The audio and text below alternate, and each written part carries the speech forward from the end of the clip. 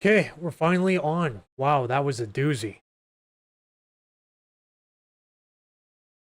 Make sure everything is up and running.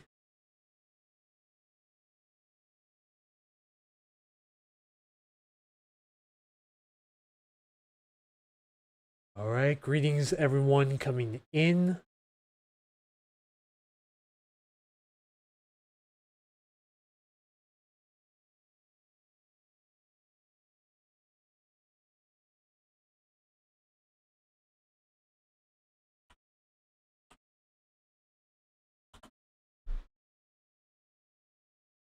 Okay, welcome first viewer. Hello, thank you for your patience.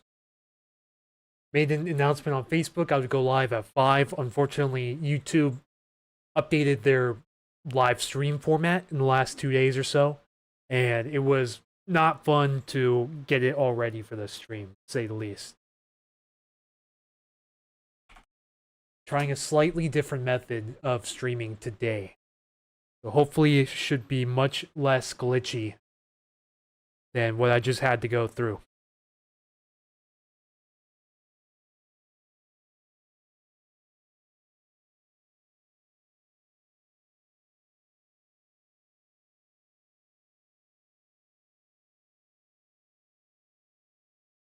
Okay, I think we got it going up there finally. Oh yeah, this is a completely different streaming platform on here now.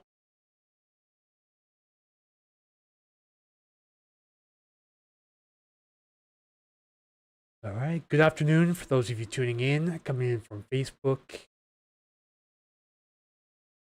Go ahead and share this to the main page.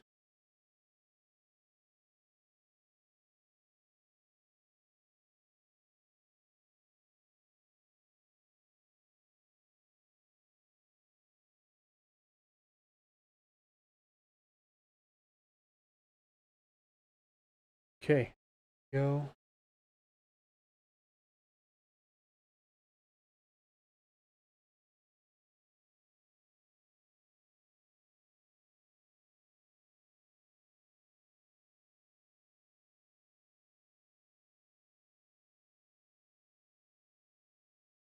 What is the big white vertical mass offshore? Asks J.S. Howard. So this is the upper level low beginning to develop and the associated surface low. So if you're coming from Facebook, I posted quite a bit about this already.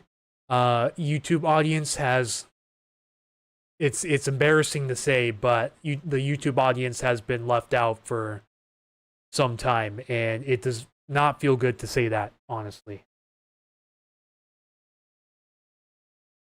But anyways, this is the upper level jet dipping down.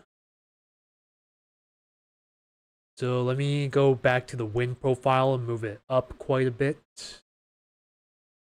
to 300 millibars. You can see this clear as day.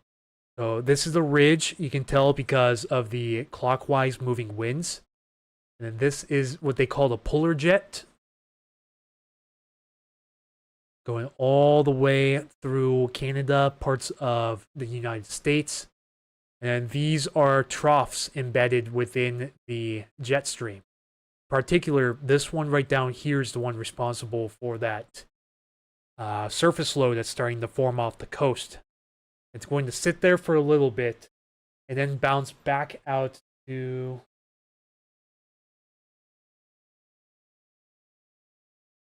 Okay, unfortunately, we're going to have to... mute you for a little bit.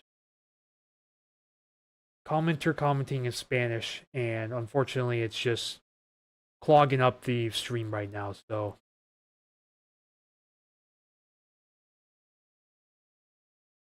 So yeah, this is the upper level low that we're watching right here. This is the one that's responsible for... Ooh, the winds are really starting to glitch. Yeah, if I move it back to satellite, you can see it clear as day. So the jet stream's dipping down here. This is our upper level low and surface low. It's what's called a closed low. Well, not yet, but it will become a closed low. So we go back and put this into motion, this is going to cut off from the main jet stream.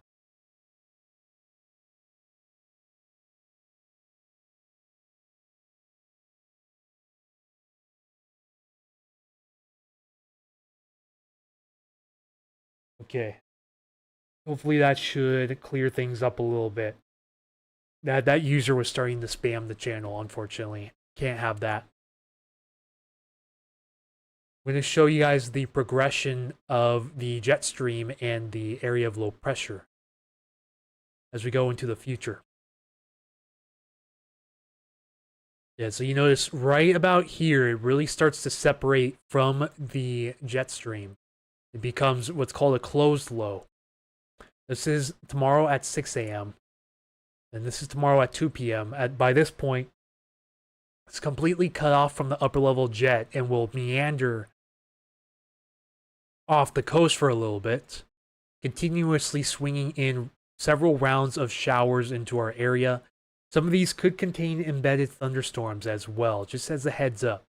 It's looking like the thunderstorm risk is mainly going to stay over Oregon, the higher terrains of Oregon in particular.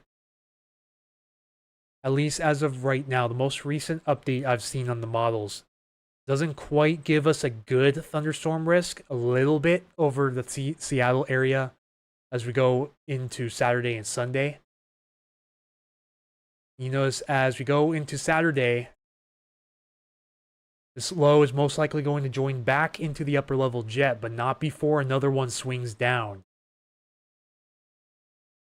and sort of begins to absorb this one.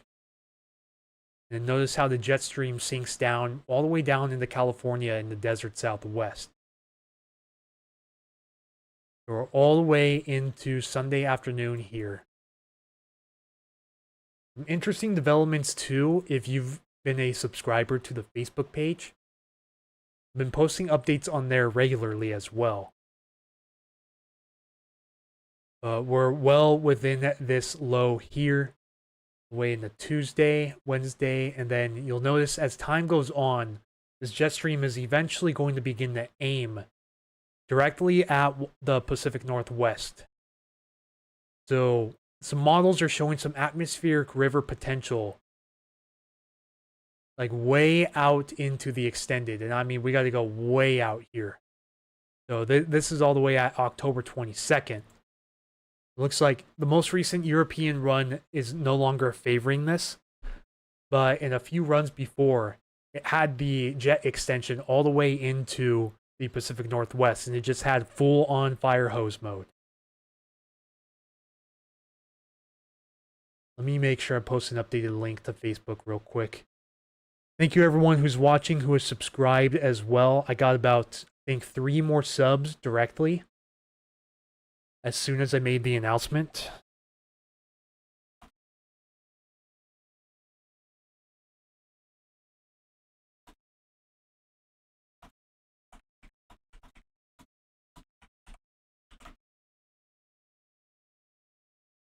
Okay, let's see if that works.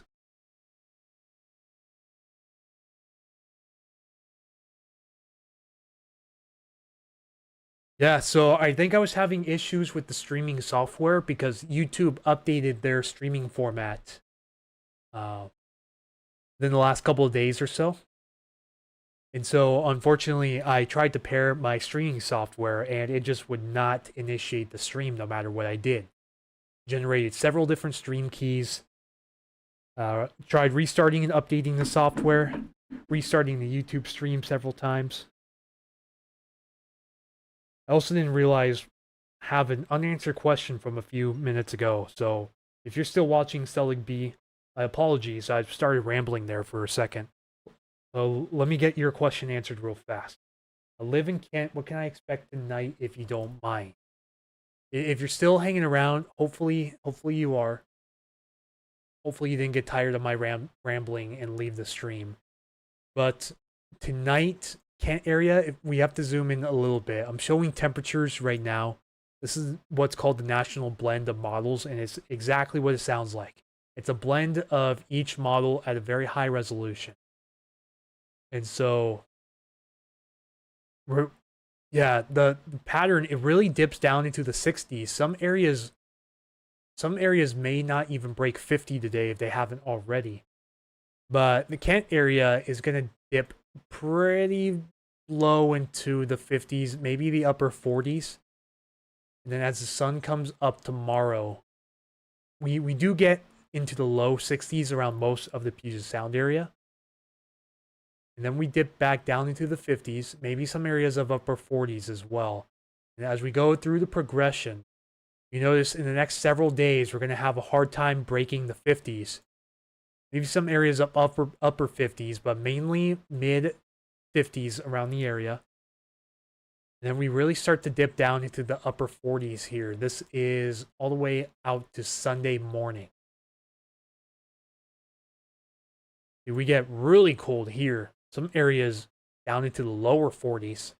This is Monday morning before the sun rises. But for tonight, Kent area, expecting it to get a little bit chilly. The valley locations may get down into the upper 40s. Could expect some rain later on. It's looking like the rain may hold off until about tomorrow morning, early tomorrow morning, probably around 2 to 3 a.m. So if you haven't already cleaned up the outside and gotten ready for rain, now would be a great time to do so. So let's go check some of this data out real quick. So this goes out to 12 hours right now. So we're going out to 4 a.m. Go to the most recent full run. This goes out to 9 a.m. We're going to show composite reflectivity on the radar. So the HER3KM model has the rain starting to approach the eastern part of our coverage area around 2 a.m. And then it has some areas getting full on rain as soon as 6 or 7 a.m. And then this band of showers is going to move a little bit to the west. The precipitation is going to be moving from southeast to northwest, which is definitely weird. It's just because of the placement of this upper level low off our coast.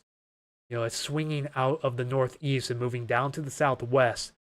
This is, if this were a little bit earlier on, like if this were in September or August, then we definitely have a risk of widespread thunderstorms with this. Due to not having nearly as much surface heating due to the time of the year, it's just not a great setup for thunderstorms overall. However, the chance is there, and the HER3KM model has been picking up on this quite a bit. See a really outside risk of seeing lightning flashes around the area over the next couple of days. But we're definitely expecting a muggy and wet morning around most of the Puget Sound as the sun begins to rise. Sherry, welcome back to the stream. Thanks for doing the live stream to keep us informed. Gladly. Any thunder lightning with the storm in the morning. So not really expecting any thunder or lightning. There's an outside chance with some of the heavier showers. But this is mostly an organized, or as some would call, stratiform sort of event, which basically is a way of saying even distribution of rain in this case. Just the answer that should have waited a tad bit. Nope, that's perfectly okay. I was going into this in a little more detail. Let's compare it to what the NAM3KM model is saying, because there have been some noticeable differences. The NAM3KM model wants to bring rain, steady rain in that aspect, to the Tacoma area all the way up to Seattle as soon as midnight tonight. And if you look down to the southeast right now, you can see some of those clouds beginning to seep in from the south. So that is the main weather maker coming in. We just hit 480 subs on YouTube, so thank you to everyone who has just now subbed. We are 20 subs away from 500, which is a huge milestone for this channel. The most recent NAM3KM has a little initial band of precipitation coming into the Seattle area around midnight, moving out pretty quick, but then the secondary area of precipitation really starts to move into the I-5 corridor between about 4 and 6 a.m. tomorrow morning. It brings some areas of pretty steady rain, but it also has light showers for the most part. we switch it to 1 hour precipitation amounts, notice how there are some heavier areas of precipitation as well. So this is the exception of some of the higher totals here. This is really between about 0.1 to 0.15 inches per hour within the screen area here. Above 0.2 inches per hour for parts of eastern Lewis County, or north central Lewis County, excuse me. Then as we go on through the day, a little bit of a break, but it brings the bands a bit further south compared to what models were previously showing. So it has most of the secondary band other than what comes up here, affecting mainly parts of Pacific and Wahkiakum counties in southwestern Washington. But then it looks like this little tertiary band starts to move up and bring some areas of heavier precip all across the Olympic Peninsula, all the way down into Lewis, Pierce, and Thurston counties. This is 7 a.m. Friday morning. And then we'll probably have to watch these areas as well, because these heavier showers could be convective, which means the potential of producing thunderstorms. I notice as well, this is around the time when that low begins to move inland, because you notice the shift in the direction of the showers at this time too. So yeah, NAM 3KM does show a couple thunderstorms possible, especially in the southwest interior, Friday afternoon. So we'll have to watch this closely, because it does bring some of these thunderstorms up into the SeaTac area as well. And depending on what time the Game 5 starts for Seattle, we may be at risk of having some showers in the area. Because this is 1 p.m. Depending on if it's an earlier or later start time for the game, may have to watch out for a chance of some of these thunderstorms to be in the area at that time. If not thunderstorms, they would definitely be heavier showers.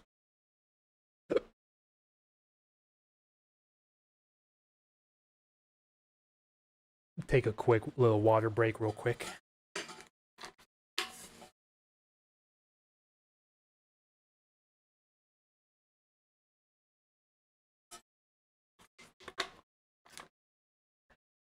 Yeah, so before I go any farther, I'd like to issue a huge apology to the YouTube only viewers who have been left out recently, the last like 5 days or so. Things have been kind of going south here behind the scenes, and you know, the motivation to continue to make YouTube content has been at close to an all-time low. You know, finances are starting to get really tight here.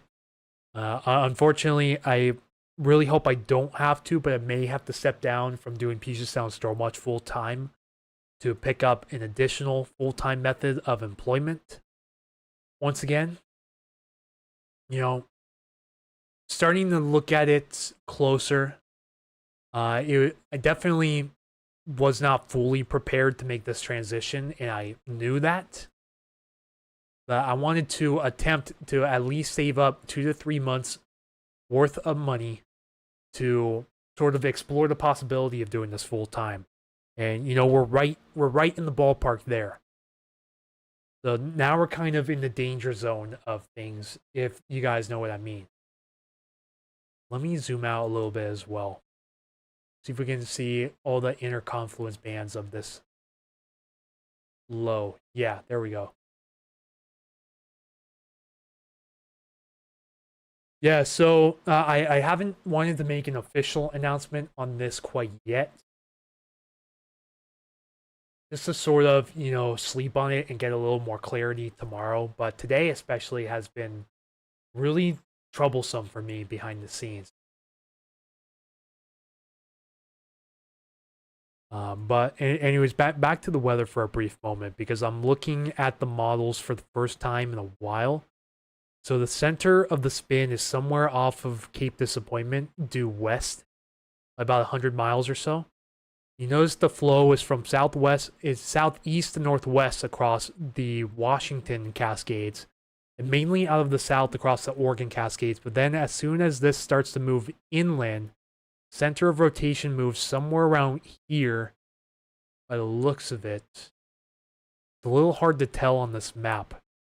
But you notice how the flow changes from southwest to northeast as we would typically see. And the transition is relatively quick too, because it's still mainly southeasterly, somewhat southerly flow aloft with the showers here, but then it switches to the southwest. I believe this is going to be the transition between low pressure systems. Because as we go back and look at the European model, see if we can center down where this area of low pressure is. So it's mainly an upper level feature by the looks of it. So we'll have to go look at 500 millibar heights and zoom out quite a bit.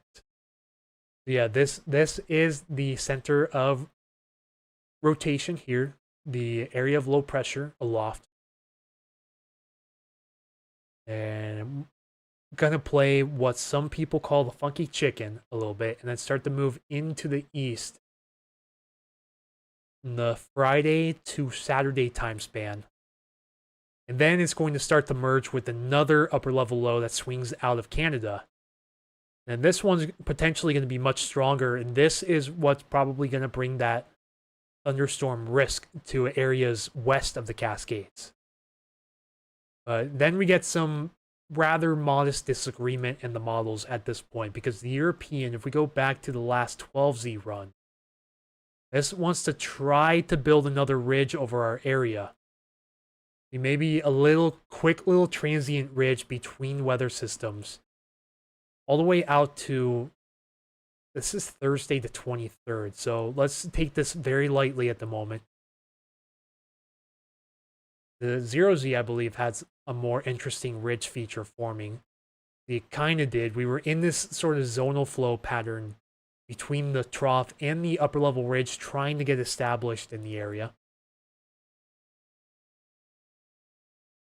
And a quick little transient ridge possible between weather systems.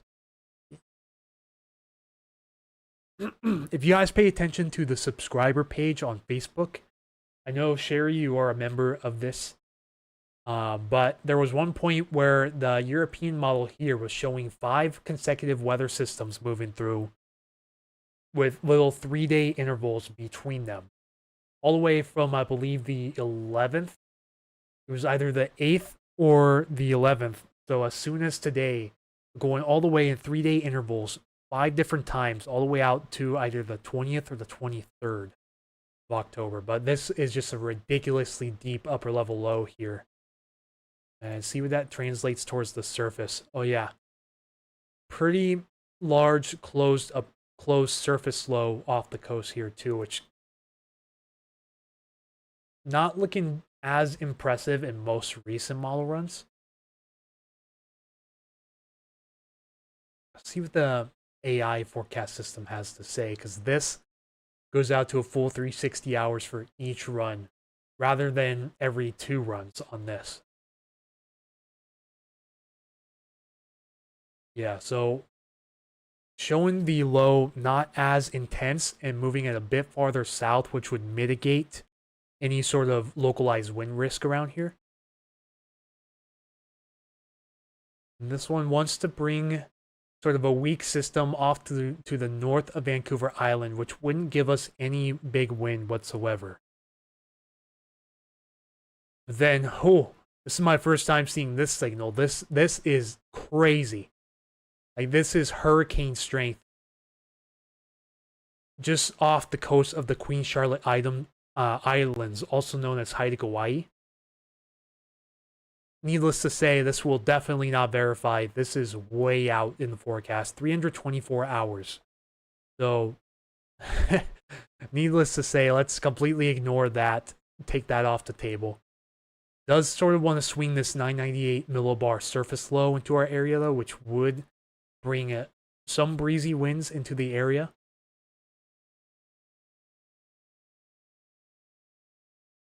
A little bit of a breeze up through here, quite a bit breezy off the coast too. Maybe some stronger winds off the coast at this time. But let's not pay too close attention to this. Pretty interesting too is it's not really translating this wind to the surface.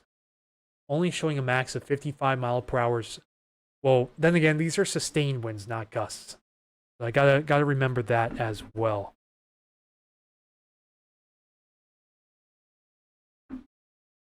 Crazy looking regardless, yes, and this is my first time viewing these extended models this afternoon. Of course, I believe I posted the morning subscriber update, if I'm not mistaken. I know for sure I posted the main blog post this morning. Yeah, that's most likely like 99% not going to happen. So let's just forget we ever saw that. The GFS, on the other hand, there's quite a bit of disagreement between the European and the American here. So we're looking at surface or sea level pressure.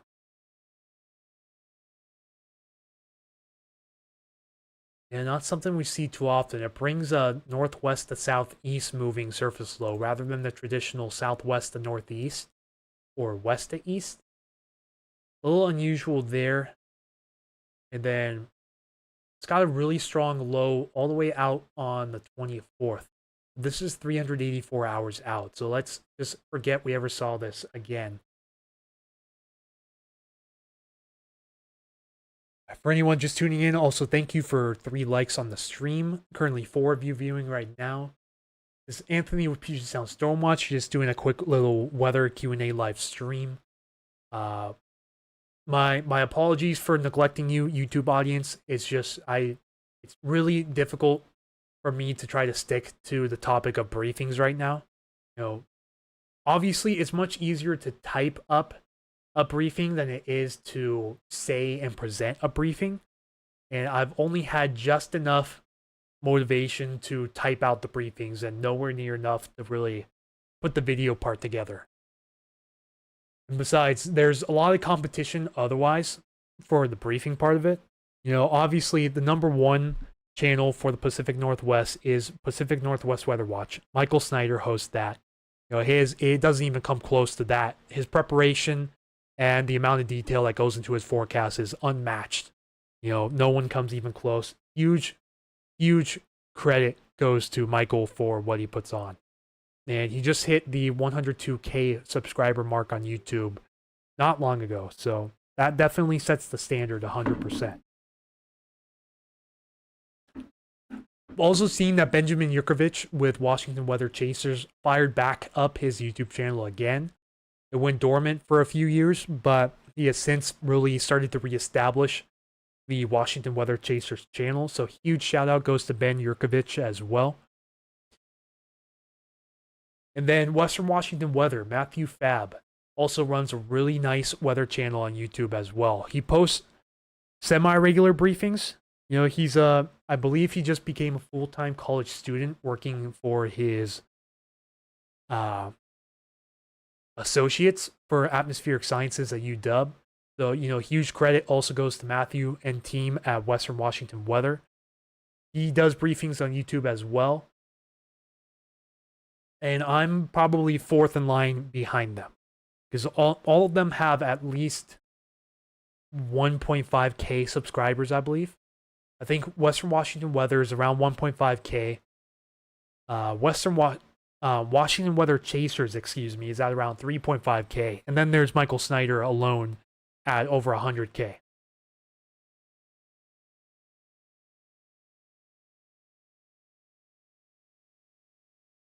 So yeah, I'm not entirely too sure how much longer I'm going to be able to do Puget Sound Stormwatch full time. Because funds are running really tight right now. You know, I fired up the Stormwatch store and only got 1 sale since I fired it up. I do appreciate everyone who has sent in donations. You know, thank you so much for your help. I'm really not trying to be greedy in the matter, but it's nowhere near enough to keep a sustained effort. And so if you guys would like to try to help me out during this time, I do have this site where you could buy me a coffee. Huge shout out to Sherry Wilcox, James Alexander, Sherry's in the stream right now, so huge shout out to you. I believe you sent 9 coffees total, which has helped tremendously. So thank you so much, Sherry and James. I'm gonna post the link down below if you guys want to consider. Also on Patreon as well. I'd like to thank YouTube user Lisa Seckler for being the first to pledge to help out the Puget Sound Stormwatch channel. If you are on Facebook as a subscriber, you do not have to resubscribe on Patreon. It's the same thing right now, cross-posted. You actually get a little more out of Facebook for half the price as well. Facebook's only 99 cents. Patreon is $1.99. Because of Facebook, you get access to the behind-the-scenes PSSW Superfans group, where I'm eventually going to start posting more behind-the-scenes video content as well. I did get up to 56 members on that group, but unfortunately lost one this morning, so we're back down to 55. It looks like someone canceled their Facebook subscription. Very sorry to see you go if you're watching, but I do completely understand. I unfortunately missed a post and a subscriber post. Believe it was either Monday or Sunday. I think it was Monday. I missed a post. I feel really bad about that. It's just it's been a rough week so far for me. If we're going into like mental health aspects, and it's something I don't normally talk about in public because it's just something I don't really want to talk about. I just want to focus on the weather. I can't focus on the weather if mental health and things related to that are in the way, if that makes sense.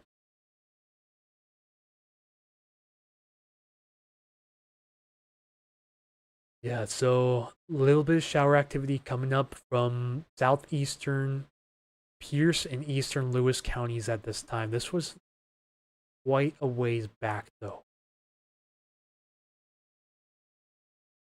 But yeah, this is starting to sort of swoop up from the southeast at this time. Little unusual for this time of the year. You usually don't see that unless you have a full-on negatively tilted upper level trough axis off the coast, which sort of. But in the next 24 to 36 hours or so, this system's going to cut off from the main upper level jet and sort of meander separate from the upper level flow off the coast before another storm system starts to come in, clip it, force it off to the east, and then sort of absorb it before it joins back into the jet stream. So really unusual weather pattern coming up for sure, even for the month of October.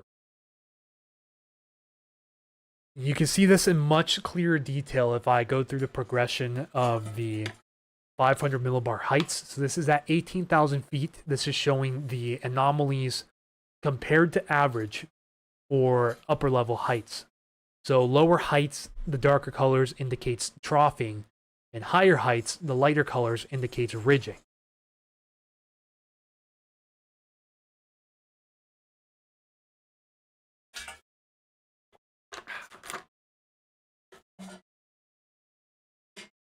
Let's go ahead and put this into progression here frame by frame. This is our current upper level low, and it becomes a closed low at this point. So this is tomorrow afternoon.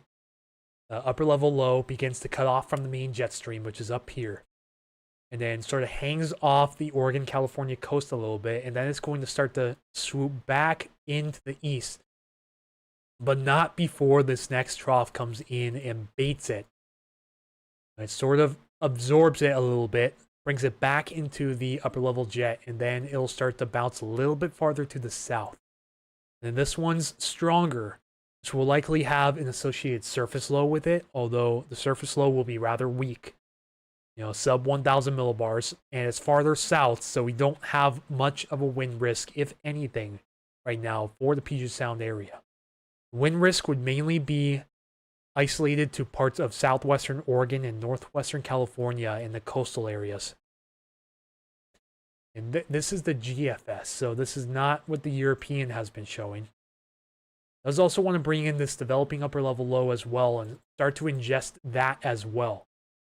has a possible 1-2-3 punch for our area going into a week from today. And possible little transient ridge trying to form, but not before another series of upper level lows swings through the area. We'll have to keep our eyes on this one as well. This is about 12 days in the future. Now this hints at, luckily, a weakening surface level low as it swings from northwest to southeast, which is unusual, but not unheard of. We may have to watch this for a little bit of a breezy wind event going into October 20th and October 21st.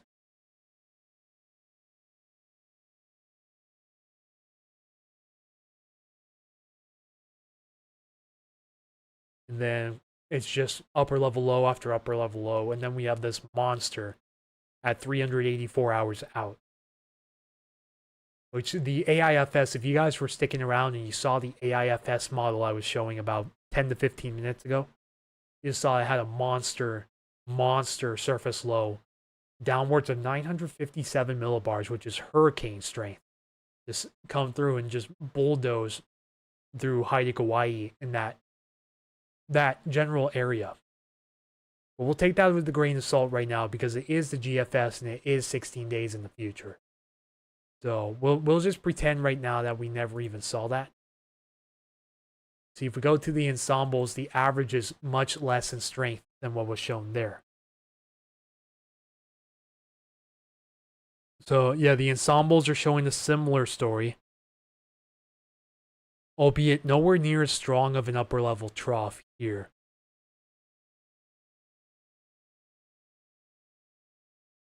And then when it takes those averages, it really starts to eliminate some of those outliers that we were seeing in the simple deterministic. The deterministic was sort of all over the place. Notice if I go back here, it just shows a monstrous amount of weather systems. But as you average out the results for the ensembles, start to notice it starts to sort of nitpick and eliminate a lot of those features. See how much more balanced it looks now?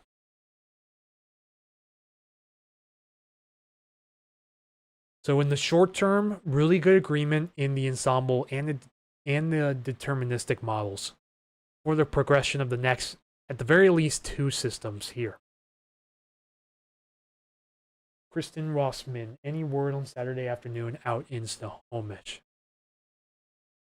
Yeah, let's go look at some conditions for Saturday. I don't believe the NAM 3KM goes out that far yet. It does not. It does show the end of Friday though, so may have some shower activity going into that time. Switch to the experimental model that I haven't sort of followed through with yet. It is in the experimental stages as it shows here. It's the Rapid Refresh Forecast System, the RRFS. So we can go out to 84 hours on this, but it sometimes overdoes some of this activity. So we'll have to zoom in to see the Snohomish area for this. So it goes out currently to Saturday afternoon at 5 o'clock. And it does show quite a bit of scattered rain, maybe an isolated storm embedded in this for pretty much all of Snohomish County in the early to mid-afternoon hours. So if you're talking about the city of Snohomish, right about there, definitely looks like we're going to see some scattered rain in that area during the afternoon time. So while I can't see radar on the European, I can see total rainfall rates. Come up with an estimation for Saturday afternoon. So these are 3-hour. Okay, yeah, I'm in range still to do 1 hour. So this will be more accurate. So starting at noon for Saturday. European seems a little bit less robust. It only has mainly between 0.01 and 0.02 inches of rain per hour, each hour in the Snohomish area. So if we go back to start of the afternoon, In that general area, it's around 0.82 here in Everett, a little bit higher here in the foothills. Let's see just how much this rainfall total goes up as we go through the afternoon. Not too much, thankfully. So it shouldn't be too rainy for you, Kristen, if you're still watching. But definitely some shower activity in the area. Still a little bit too far out to go into specifics. Let's check some winds in that area as well. Not too windy, definitely a little breezy. For the afternoon hours. Yeah, just a little breeze for your area, so not too breezy. And then for temperatures,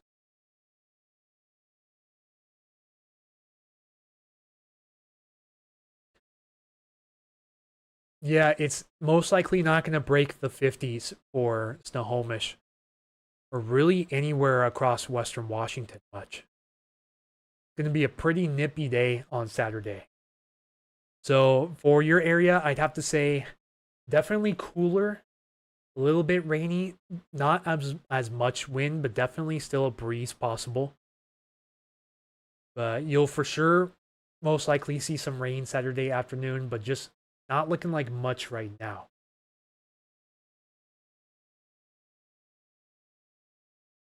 Yeah, at the very least, I'd bring hoodies as a minimum precaution. Hoodies and boots. Therefore, if it does rain, even if it's a little bit, you can just flip on the hood and not have to worry about it much. So, yeah, I don't currently have any high resolution imagery to go that far out, but I can go with the deterministics as seen here. Maybe able to get a little bit more out of the national blend of models, perhaps.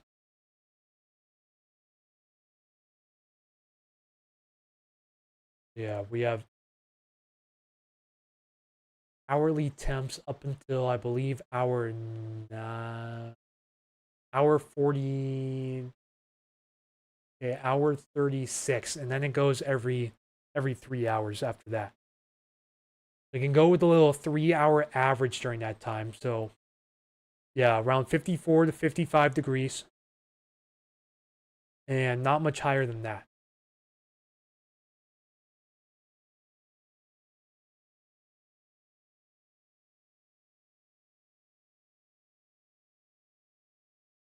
Go with 6 hour precipitation amounts. This has a little bit more, specifically between 5 and 11 p.m. on Saturday. So 0.12 inches for Everett Payne Field, 0.15 inches for Arlington Municipal. So I'm going to say at least 0.1 inches of rain is a certainty, at the very least, a certainty for Snohomish area for your pumpkin patch day. I know it's still pretty vague, but I hope that does answer any questions that you might have had. So thank you very much, Kristen, for tuning in. Thank you. Do a quick little air quality checkup as well while I'm on here. There's a couple monitors acting up. Like, for example, this one says 219 here up on Beacon Hill. Ignore that. That's a faulty monitor. A couple other faulty ones. We're just paying attention to the green ones right now. We really want precision and accuracy. So overall, the breeze kicking up from the west, Kristen says, is incredibly helpful. Well, I'm very glad to help you out, Kristen. Thank you again for tuning in. Overall, really good air quality, even around these local fires here, too. This sensor has been acting up for a long time here off of Kingston. Then, as we go to eastern Washington, still quite hazardous and unhealthy, especially along the Columbia River here. Can't remember the name of this. Okay, the Wenatchee River. All right. Yeah, the Wenatchee River Valley as well. Even areas of Lake Wenatchee and points down through Plain all the way into Leavenworth. Not doing so hot with the lower Sugarloaf and the Labor Mountain fires still burning rather hot in this area. So I have heard that parts of Blewett Pass, if not all of Blewett Pass, have reopened to traffic. I'm not 100% sure on the credibility of that statement, so I'm just saying it lightly.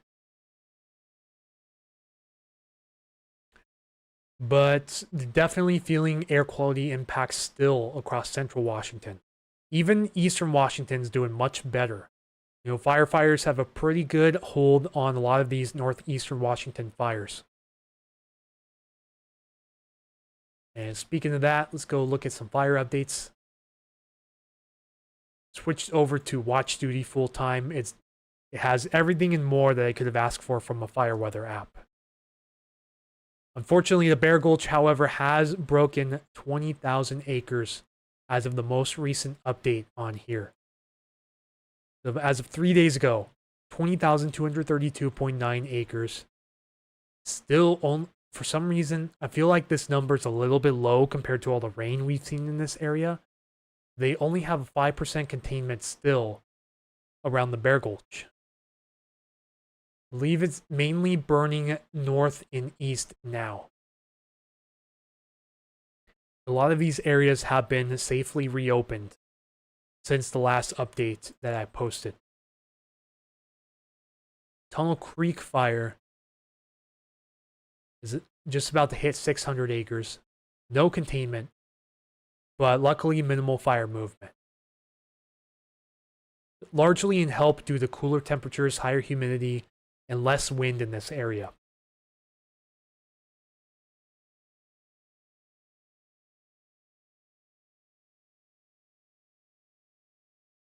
No new updates on the Perry fire. Definitely seems to be running a little cooler up there. Great news for them. The lower Sugarloaf is 2/3 contained now. Looks like they do have some level 1 evacuations just outside of Sunny Slope up in the hills here.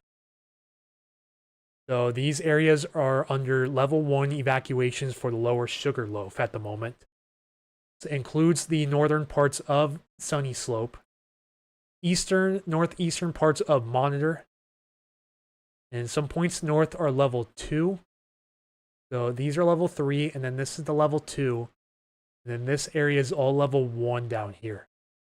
You notice as well, there's level 1s on the southern and western side of Kashmir and Monitor as well. So these are the get ready levels up here in the foothills here.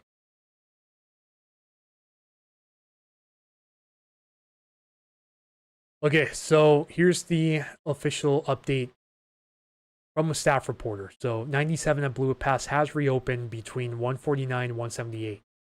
So this 29-mile stretch should be fully open to traffic.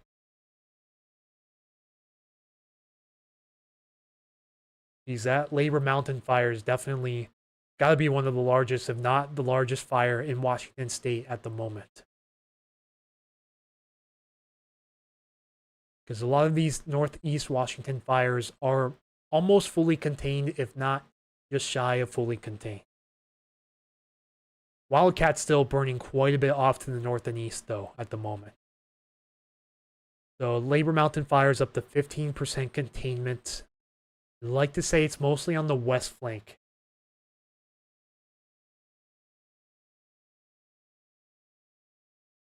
My concern here is that the Labor Mountain fires almost directly aimed at the Wenatchee area. We just have to hope we don't get any strong westerly cold fronts that come through this area and just, keep pushing the fire off to the east. My concern for sure is the Wenatchee city limits. That's 100% my main area of concern.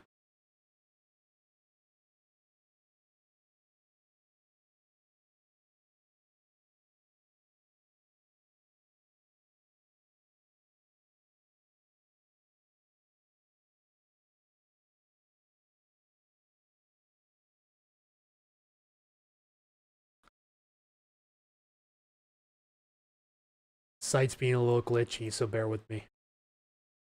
Wildcat Fire, only 5% containment. 12 hours ago, they upped it to just shy of 15,600 acres. It's burning along Bumping River Road now on the northern side of the road. But this fire's quickly starting to push towards Highway 410. It's extremely unfortunate.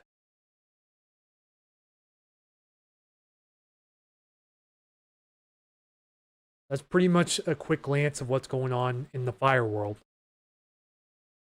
We got this upper level low here. You can see some of these areas of convection embedded within the circulation. All of the puffy cumulus clouds beginning to form here. Like a little bit more of a disorganized area of showers and storms on the eastern part of this. I'm starting to see these high and mid-level clouds come out of the southeast, moving towards the northwest.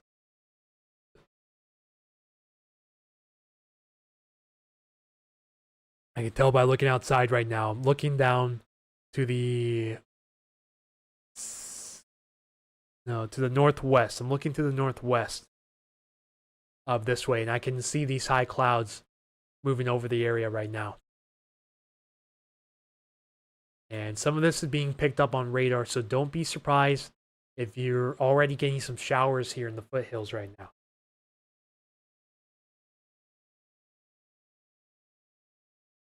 Let me just check to see what Radar Scope has to say. Yeah, so gonna be definitely posting an update on Facebook.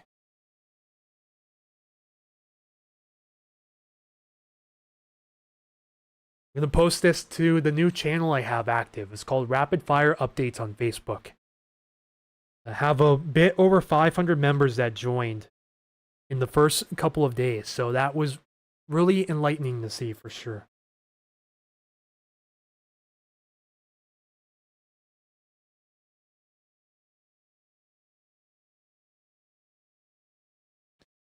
But I'm actually going to post this to the main blog page for now. And then any additional updates I get throughout the night will be posted to the Rapid Fire Updates group. Or channel, excuse me.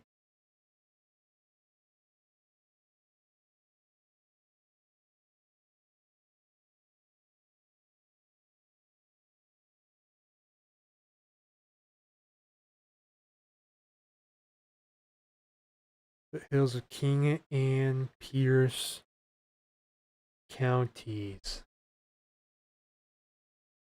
Assuming we don't have too dry of an air mass below this, I do believe that most of this is reaching the ground right now.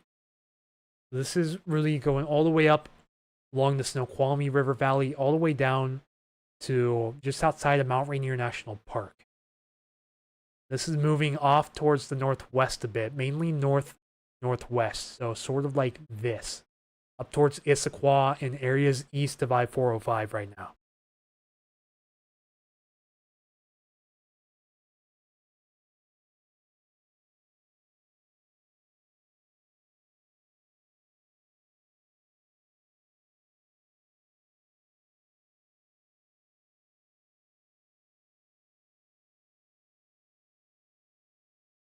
Okay, so that is posted to Facebook.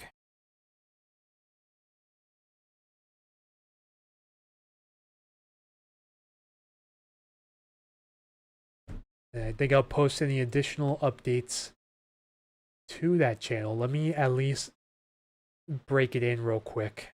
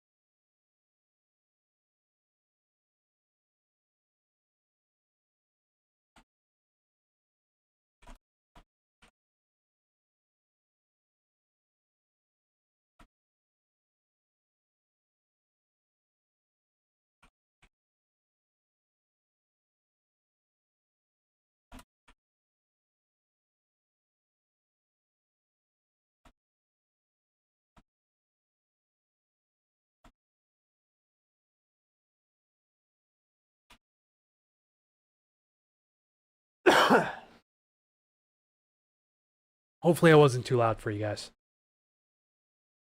Got a little tickle in my throat right now.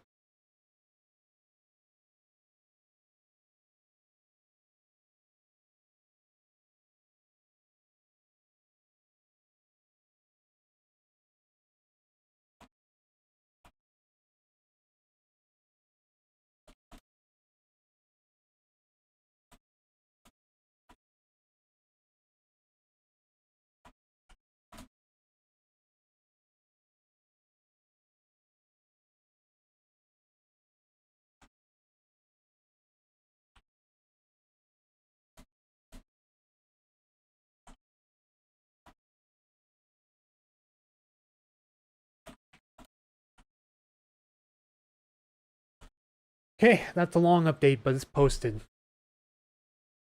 We're currently at, it looks like, 523 members on the Rapid Fire Update channel on Facebook.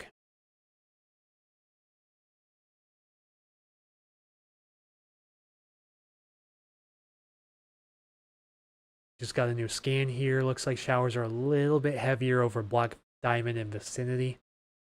Is there anyone on here right now that's in the area of these showers? Mainly from about Duval south to Ashford. Currently seeing any shower activity or rain right now. If you are, please let me know down in the comments below. You see if I can pull up any webcams as well. See what's going on in this area.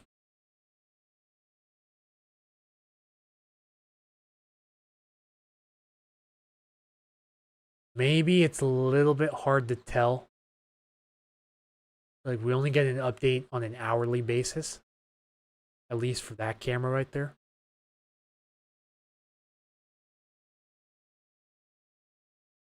Enumclaw, yeah, it definitely looks like it's raining in Enumclaw right now. But yeah. And we got some rain down in Enumclaw confirmed on webcams.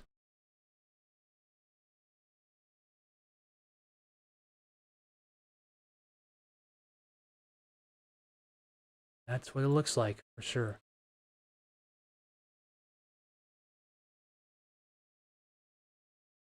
A lot of areas in this rural part of eastern King County that don't have any webcam.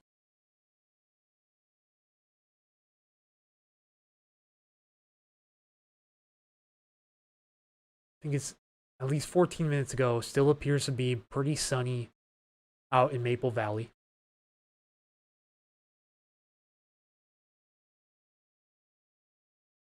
Still sunny there 12 minutes ago. Minutes ago, yeah, it's pretty hard to tell right now. Possibly raining in the Black Diamond Maple Valley area, but definitely raining as of a minute ago down here in Enumclaw. 100% some rain down there.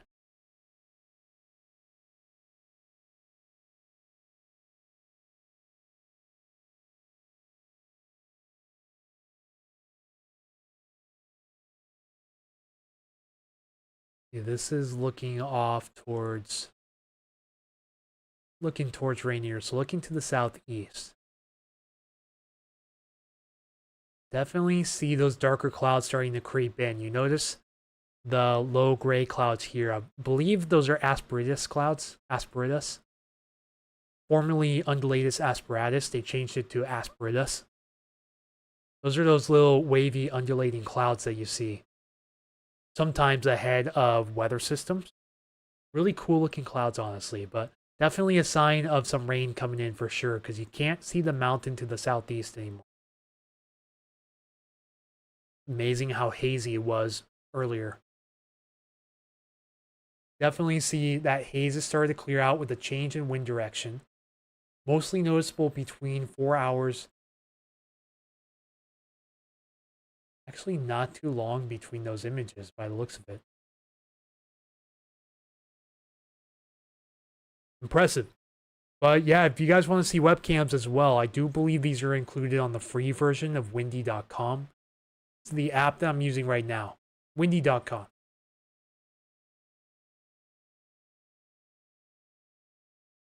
The more you zoom in, the more webcams you see around here too, especially along the interstates and the highways here.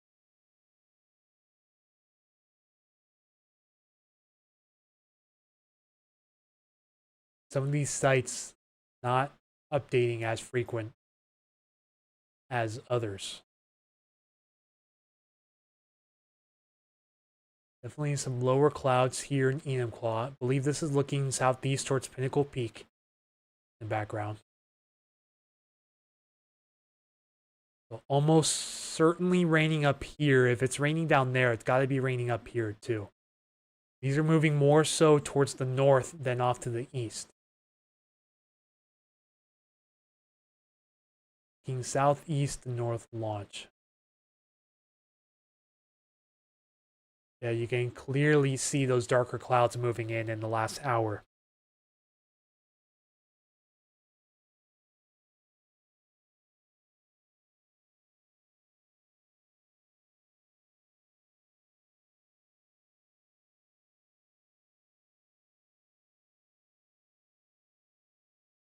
Okay, just got a report. Getting rain in Enumclaw now. Snoqualmie Ridge got some showers, but not much. Enough to get the pavement a little wet. And then, yeah, starting to get rain in Enumclaw. So, rain confirmed in Enumclaw now.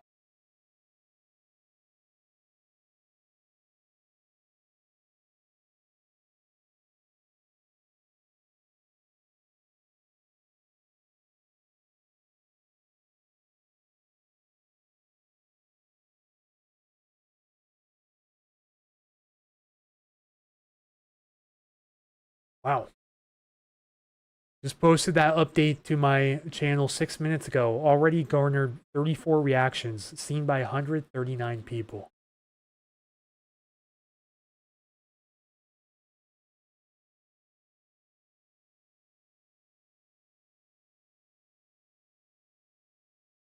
So yeah, confirmed rain falling.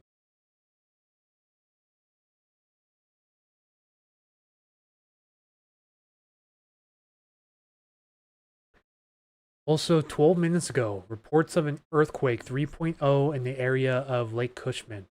Literally right around where the Bear Gulch fire is burning.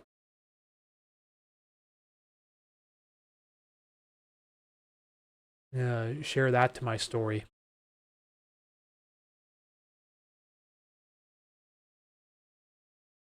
Alright, well, thank you everyone who has continued to stay tuned in.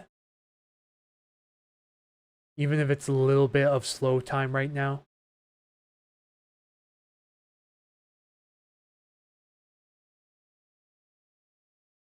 Yeah, I'm definitely feeling the downward trend of mental health today. Hoping I wake up feeling much better tomorrow. It's just been kind of a fog today, so if I'm scrambling all over the place and struggling to stay on topic, you know, my sincerest apologies for that. I may have to start firing up the resume soon, and you know, it just pains me to have to think about leaving my you know, my brand full time when I made you know, when I evolved such a hype around it. The fact that this is what I've always wanted to do, and to fail to do it the first time is just, you know, just kind of a tough concept to grasp for me. It's really hard to think of the words to describe what's going on right now. But it's no time to make any excuses. The last thing I want to do is make any excuses for this. You know, things are just incredibly tight right now behind the scenes.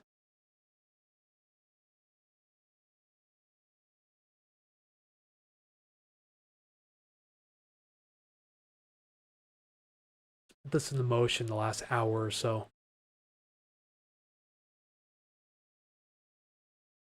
Yeah, that convection's firing off quite a bit within the center of this low here, but we're not seeing much getting going here quite yet. Some areas of showers popping up. I don't know if this is probably not making it towards the ground, because this is from upper level clouds, so most likely not producing any rain from this. But these mid to low level clouds here, they are producing rain across the foothills of King County right now, and some reports down here as well in the foothills of Pierce County. But ground has been wetted in Enumclaw. That's a report, and then Snoqualmie Ridge as well. Got a little bit of rain that has since stopped. So good to see that we're getting some rain ahead of time too.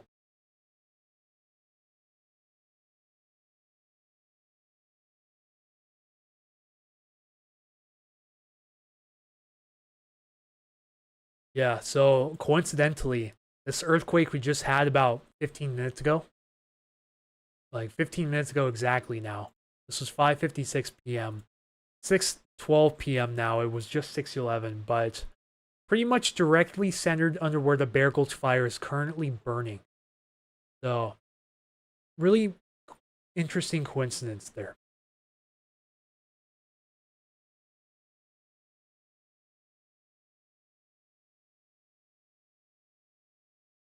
And one thing I'll be doing for sure is definitely coming up with a game day forecast for Friday for the Mariners. Because as we all know, unfortunately, a game 5 was forced. So it's all or nothing here in Seattle. Waiting to figure out what the time is going to be for that. I don't know if a time has been announced. Let me just check real quick. So it looks like right now it's 1:40 p.m.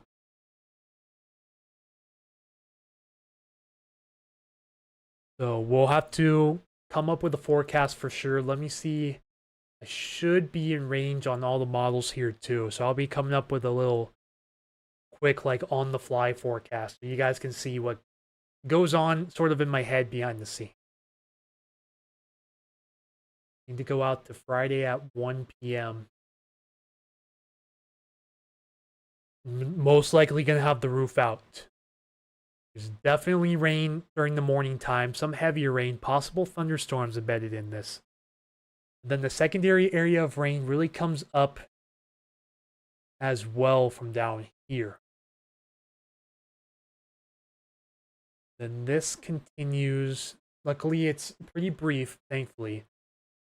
Then we'll have to keep an eye on this possible thunderstorm activity preceding this area of rain, too. I'll also be watching this close because I'll be down in Fife at this time, too. There's a homecoming football game, and alumni are invited as well. So the alumni will actually be on the field during the football game watching it. It's a really cool event. I wasn't able to make it out last year due to my second COVID diagnosis, but I made it every year, not counting the COVID years, so not 2020 or 2021. But I graduated in 2018, so I attended the 18, 19, 22, and 23 alumni events down in Fife. So I graduated from Fife High School. So that event is going to be sometime around, I'm going to arrive there between 5 and 5:30 p.m. on Friday. So updates may be slow during the night on Friday, if we do have anything. But I will make sure to keep peeping at the radar every once in a while to see what goes on with these possible cells as we go through the afternoon time on Friday. But right now it's looking pretty wet and mild for game time here in downtown Seattle. Friday afternoon. Looks like the game starts at 1:40 p.m. And of course it's an all or nothing, like biggest game, possibly the biggest game baseball wise in Seattle history coming up on Friday. So the weather is going to be extremely important for that. I'm almost for sure they will have the roof out for the game.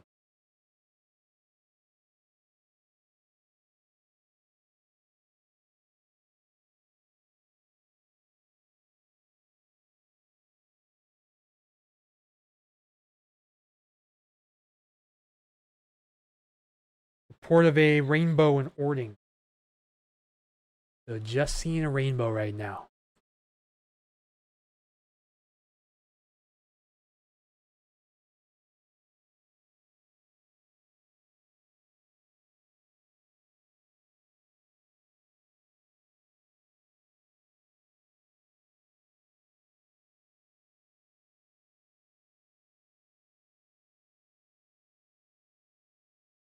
Thank you guys. If you're watching from Facebook, thank you for the reports. I do appreciate it.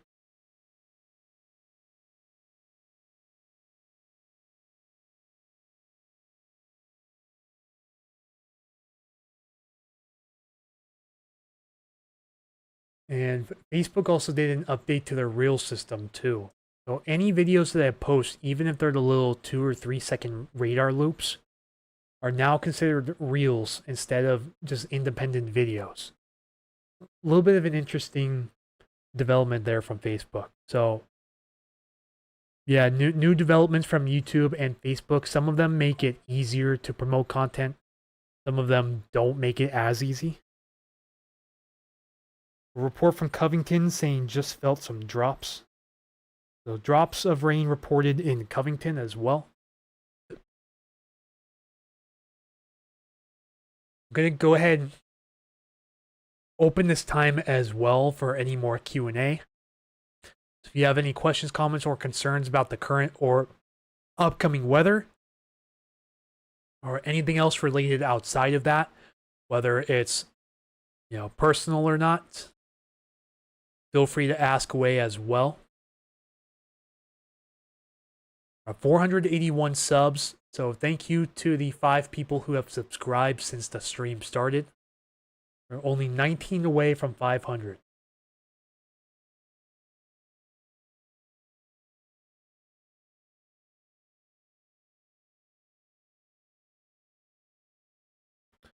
Definitely time to get some dinner here soon.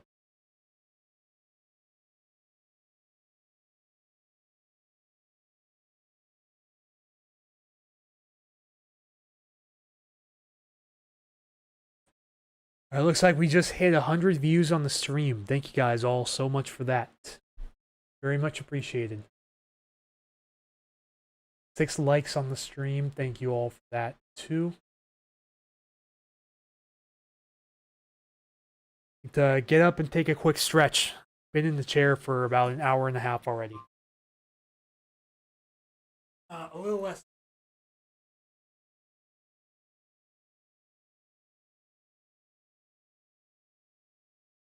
Reports of rain in Bonnie Lake.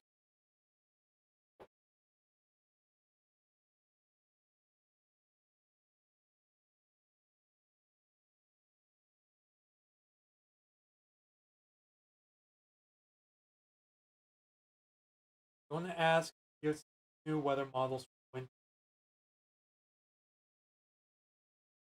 That's right. We're right around the time where we start covering winter weather as well. Did make a mention of that on Facebook, but I definitely got to start covering it on YouTube as well.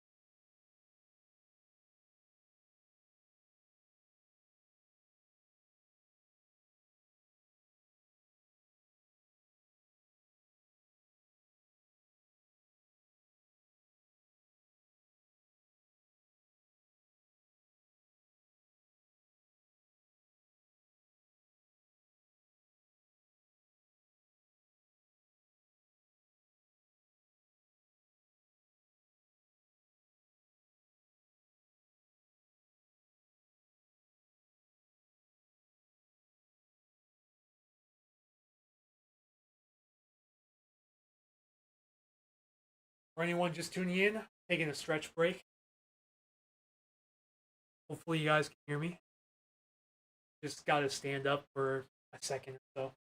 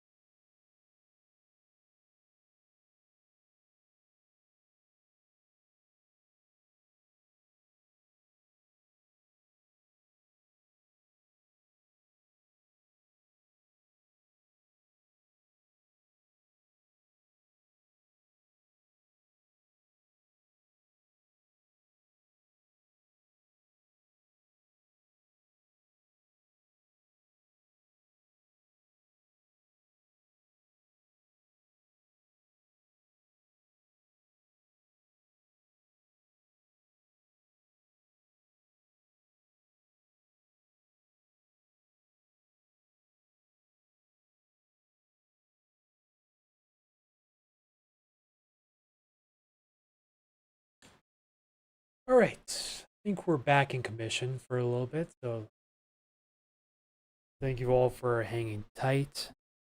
Make a few adjustments to my setup so I'm not slouching or anything like that.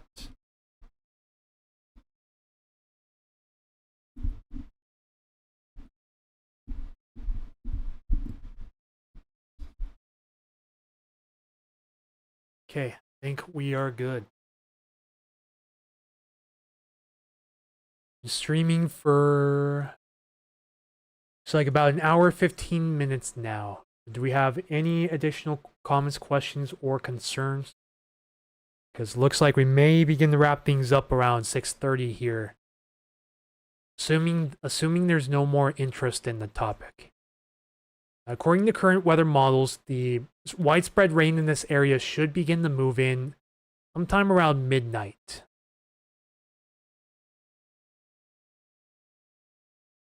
So enjoy any sun that's left out there, because the bands of showers really form over the foothills of the Oregon Cascades and then move off sort of towards the northwest and begin to ignite with intensity as we go into the evening hours tonight.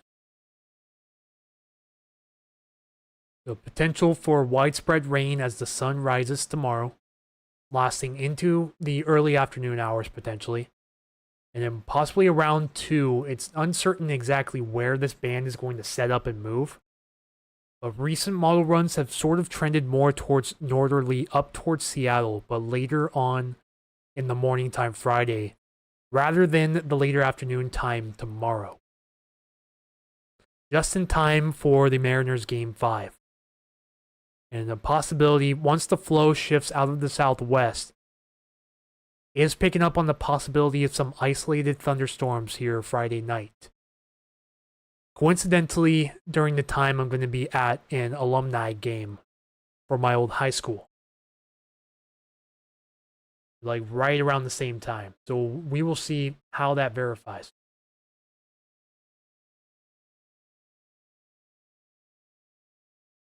See if the HER has to say. Finally got the 48. It's not rendered out the 48 hours yet. We're out to 26. HER is definitely showing different. Showing rain in the area much later in the morning than the NAM is. And not nearly as intense until later on in the morning. So around 9 a.m. it has heavy sustained showers from Tacoma up to Seattle and points northwest up towards the strait. But much less of a lifespan than what the NAM's showing. And it only goes out to 7 p.m. tomorrow at this time. We're still waiting for some future runs of the HER to show up.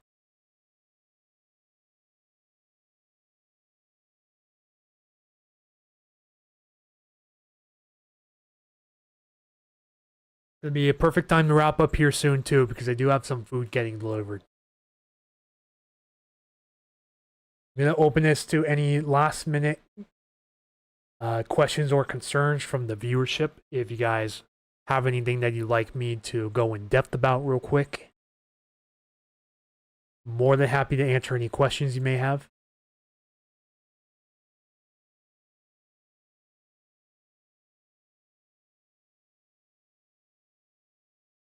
Currently at 24,450 followers on Facebook. A little bit more today. We've hit sort of a standstill the last 2 days. I think I've only netted around 10 to 15 total followers the last 2 days. But definitely with more of that storm hype coming up in the immediate forecast, definitely starting to see the follower uptick. Like the follower count increase at a faster rate than seen the last few days.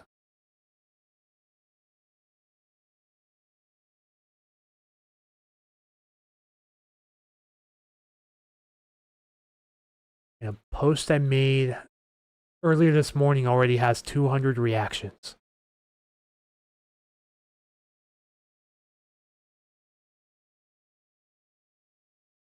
All right. Well, if that's the case, then we're going to go ahead and begin wrapping things up for the afternoon. Everyone who has tuned in, thank you all so much for your support. Although I'm not going to get desperate, I will ask that if you do have any form, like any shape or form that you'd like to help support Puget Sound Stormwatch, please consider a small one-time donation. I do have a link below in the chat. I also have links in the description for ways to help support Puget Sound Stormwatch. Times are getting tough around here. Been losing a lot of money doing this, unfortunately, and it is what it is. I like to keep sustaining this for longer, but unfortunately, it's just right now it's not going to work out. And like I said, it is what it is. It's too bad, but that's the way it's going to be. Although the crazy realization is, if 1/8 of my follower base combined between Facebook and YouTube donated $1 per month to Puget Sound Stormwatch, then this would be out of the equation. Like, I wouldn't have to worry about possibly stepping down from full-time service on Puget Sound Stormwatch. It's not what I want to do, but if I have to do it, then I absolutely will. I do appreciate everyone tuning in again. Thank you all for your time and patience. Even talking about personal topics such as finances behind the scenes. It's a goal of mine to make the Puget Sound Stormwatch community openly transparent, so therefore you guys know anything that goes on with me in as little time as possible as it happens.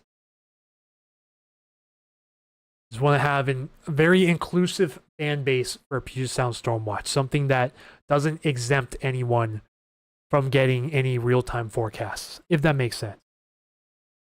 Just really trying to build a really nice community here, and so far so good.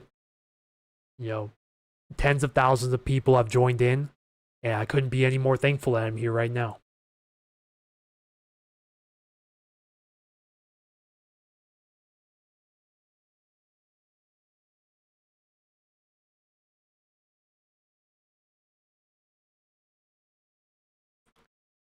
Yeah, food's on the way. So we're going to wrap this up in a minute.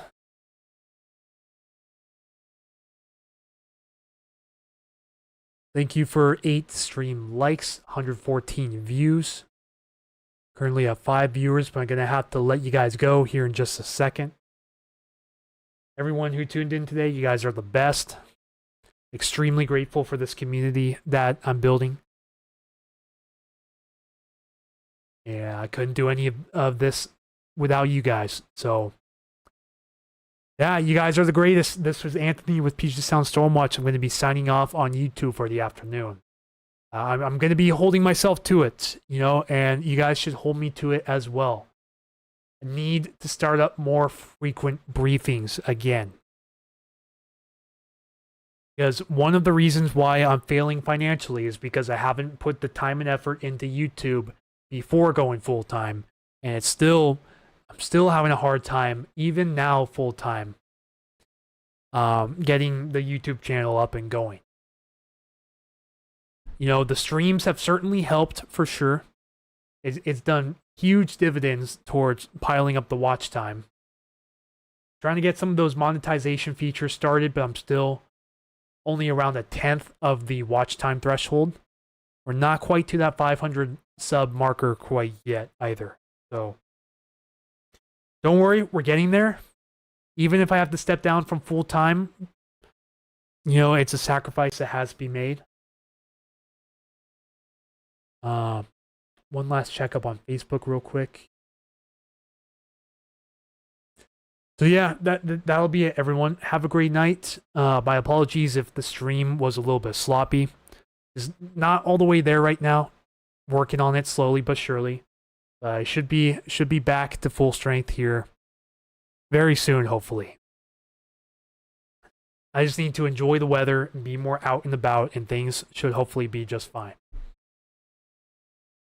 So thank you all again. Please consider making a donation if you haven't already.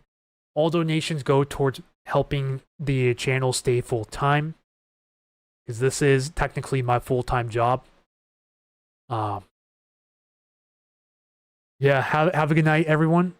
I will hopefully see you guys for a briefing tomorrow morning, if not tomorrow afternoon at the latest.